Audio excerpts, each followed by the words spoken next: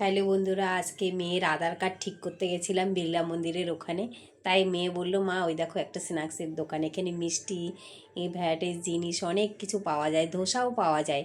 আমি বললাম, তাহলে খাবে তুমি? বললো, হ্যাঁ মা, আমি এখানেই খাবো।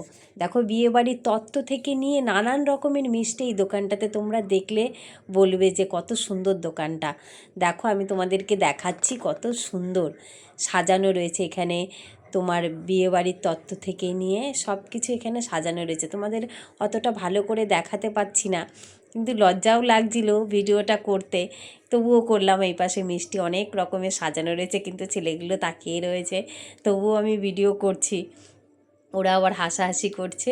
মেয়ে বললো, মা ধোসা খাবো। মেয়ে ধোসা খেতে বসেও পড়েছে। ওরা ধোসা তো অর্ডার দিয়ে দিয়েছি। আর এখানে মিষ্টিগুলো দেখে মনে হচ্ছে কি যে সব কিনে নিই, কিন্তু দামও আছে, কিন্তু কোয়ালিটির মিষ্টি এগুলো খুব সুন্দর খেতে।